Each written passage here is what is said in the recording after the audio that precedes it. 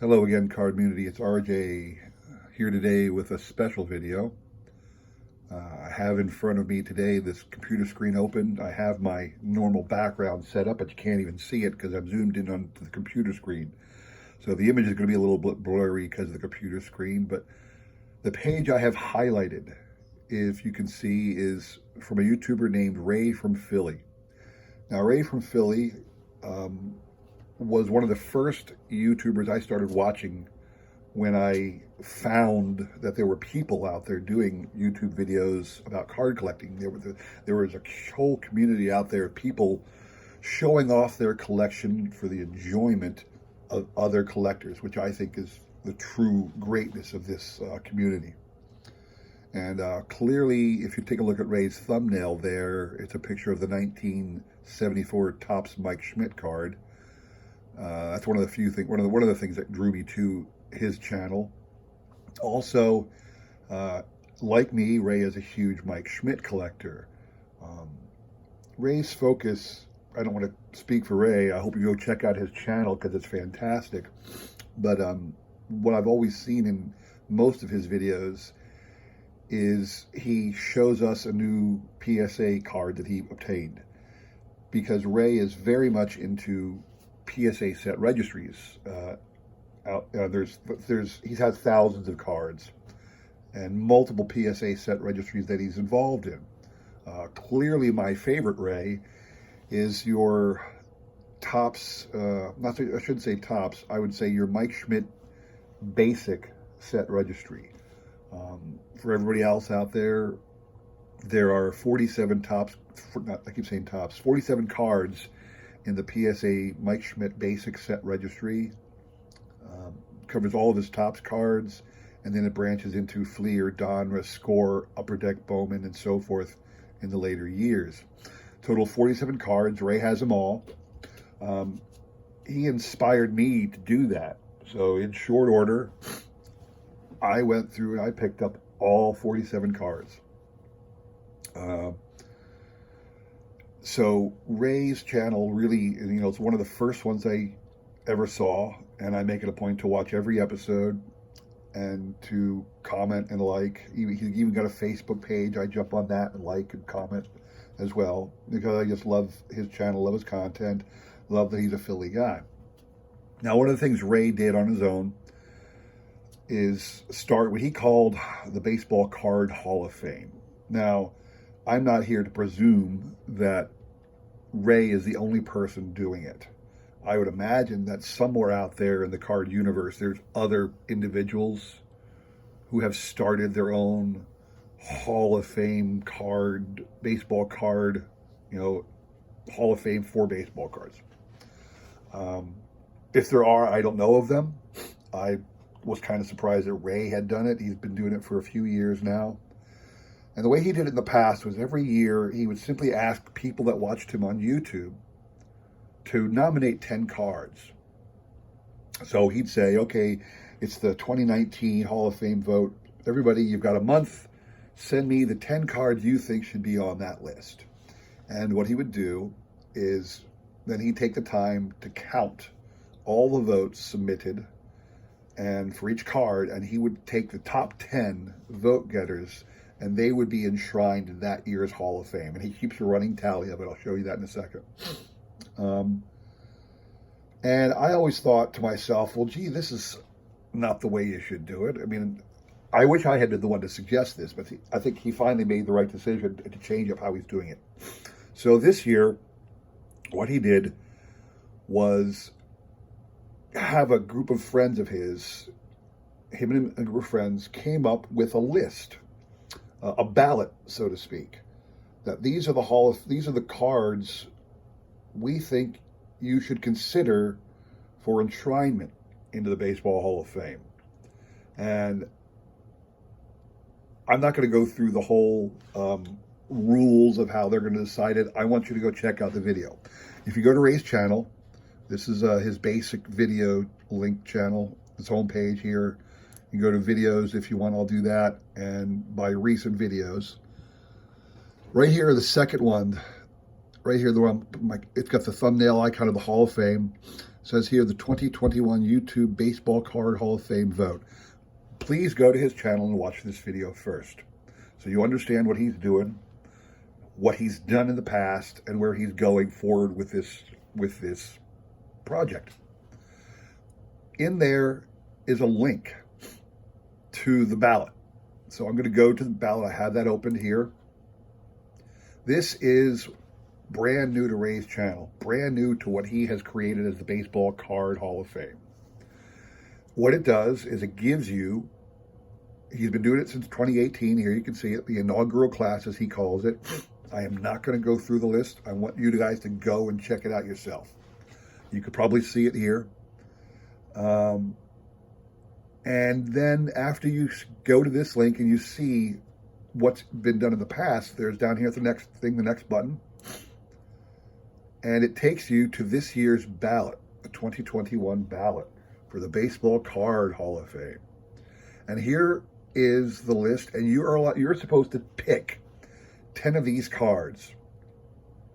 Which 10 of these cards do you think are worthy of addition to what is called the Baseball Card Hall of Fame? And the great thing about Ray's concept is that these cards do not have to be the most valuable, the most iconic, the most anything. They're just, I shouldn't say the most iconic. It is the most iconic because, let's be honest, here's an Eddie Plank card from the T206 set. This is one of the rarest and most valuable cards out there because there's so few of them. I think there's less than 50 of the Eddie Plank cards.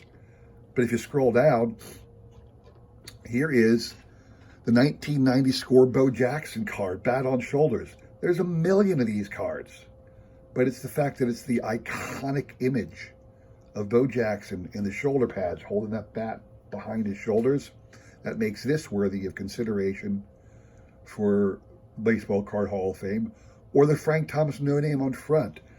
So these are the ballots. These ones have not yet been enshrined in the Baseball Card Hall of Fame. And what I'm going to do for this video with you all watching is I'm going to pick my 10 choices for this year's Hall of Fame. And then what I'm going to do, Ray, I hope you're taking the time to watch this. I'm going to put a link to this video on Ray's channel as a comment so that he can watch it. Now, Ray did not ask for us to make videos this time. He just asked everybody in the community to go to the ballot and make a pick. But I thought it was still worthwhile to make a video. I enjoy making the videos. I think they're cool, and I like to give my reasons for my selection. So here I go. With your pleasure, the top 10 vote getters from me this year for the 2021 Baseball Card Hall of Fame induction as determined by Ray from Philly. Out of these choices, so the first one up here, the 1909 Ramley Walter Johnson. I'm going to pass on that now. Very few people know the 1909 Ramley. The iconic background is, is very distinguishable, so it's not hard to know the set when you see it.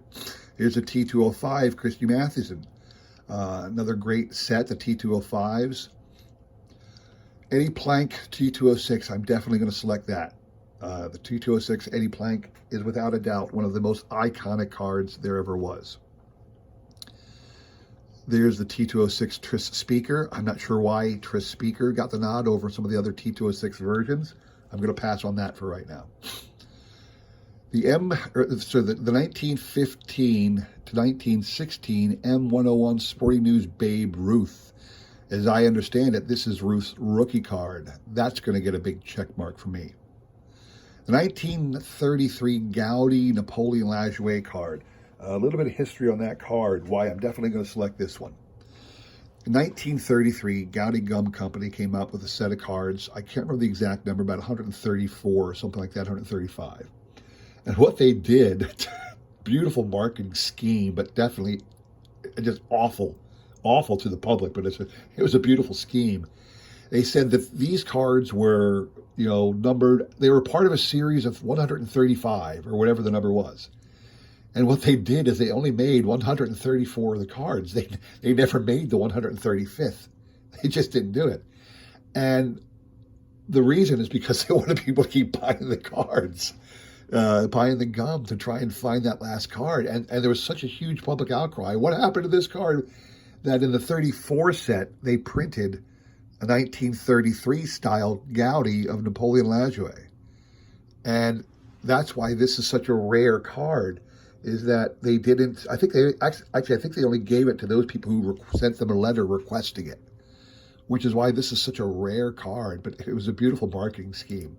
So I'm going to make that my third selection. Then you have the 1939 Play Ball Joe DiMaggio. I like this card, but I would rather have it had been the heads up card. I'm not going to pick this one right yet. 48 Bowman Stan Musial rookie card. Great choice. I will think about that and come back. Same thing with the 48 Topps Berra. 49 Bowman Roy Campanella. I'm just going to keep going right now. Nothing's screaming out at me that it has to be part of the set. Nothing yet is screaming at me. Pick this one. 1950 Bowman Jackie Robinson. 52 Willie Mays. 53 Mantle Color Bowman. I'm going to go with that one because that's just such a beautiful card. This one, without a doubt, the 1953 Bowman Color Pee Wee Reese. This is an absolutely fantastic, iconic card. The action shot with, Pee Wee Reese jumping over the base runner. I think this is actually a staged picture because I think the base runner is actually one of his teammates just lying down there. But that is such an iconic action shot. It's got to be part of the Hall of Fame. 53 Topps Jackie Robinson, 53 Topps Mantle, 54 Bowman Mantle, 54 Bowman Ted Williams, 54 K-Line rookie. This one right here, the 54 Wilson Franks Ted Williams, I love this one.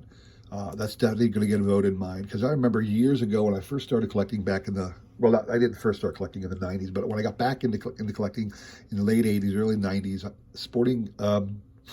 the Sporting News, but the Sports Collectors Digest did a story on this card, and somebody made the comment that they thought Ted Williams was battling the evil forces of an attacking horde of baseball Franks attacking him because it is a giant-sized package of baseball Franks, and Ted's swinging like he's trying to bat it out of the air or something. And I always remember that comment, and I always thought this was a classic card. Probably weighted just because of that funny story I read, but I think this is an iconic Ted Williams card, so it needs to be in the Hall of Fame. 56 Mantle, 57 Brooks Robinson rookie, 58 Topps Roger Maris rookie, 1960 Yaz rookie, 67 Seaver rookie, 68 Seaver Gold Cup card, 69 Bench Gold Cup card. This bench one might get my nod because this is, it's his Gold Cup card. It's the first one where he was solo. He looks incredibly young, but everybody says how beautiful the card is with the field in the background and the color scheme. It all works well together, so I might come back and pick that one. But there's others I know I want to pick later on. 69 Jackson rookie, 71 Topps Reggie Jackson. Obviously, I'm going to pick this one. I don't know that Ray picks it every year, but I'm going to pick Mike Schmidt's rookie card forever until it actually gets in there. So that's another one I'm going to pick right away. I'm going to pick the 79 Topps Ozzie Smith, and I'll tell you why.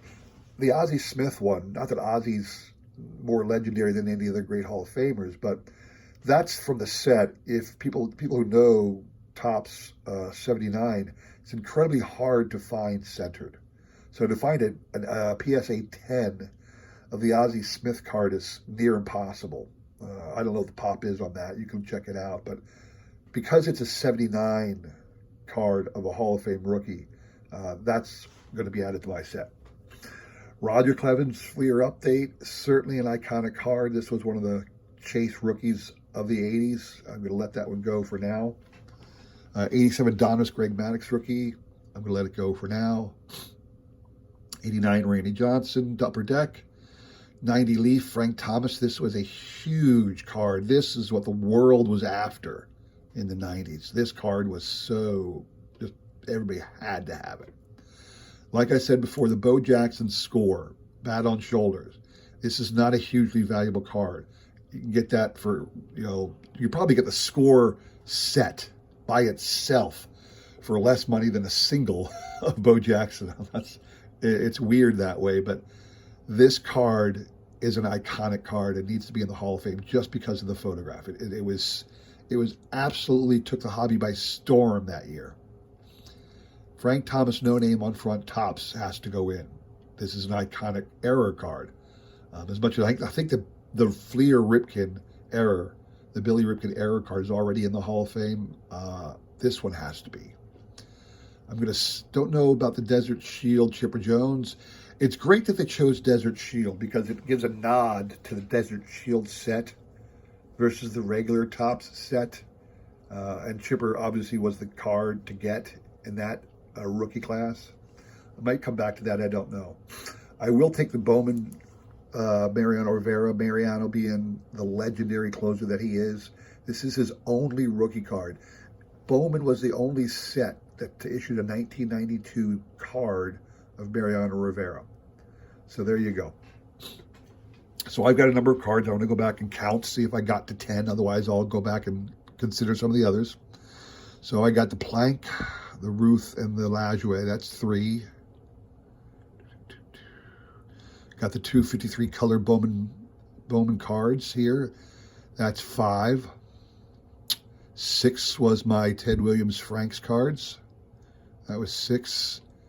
7 and 8, the Mike Schmidt and the Ozzie Smith. And then 9, 10. Oop, I got one extra. I got 11. I got to go back and get rid of one. Okay. This is going to be tough.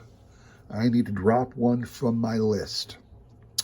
Who do I want to drop? You know what? I'm going to drop the 53 Bowman Color Mantle.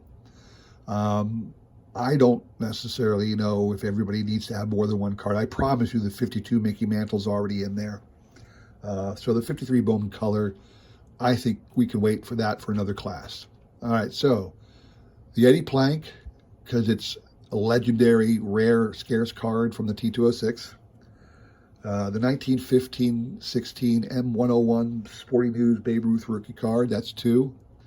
The 33 Gowdy Lajoie, another scarce card, number 3. Number 4, the 53 Bowman Pee Wee Reese Color Action Shot, stunning card. Number 5, Ted Williams Wilson Franks.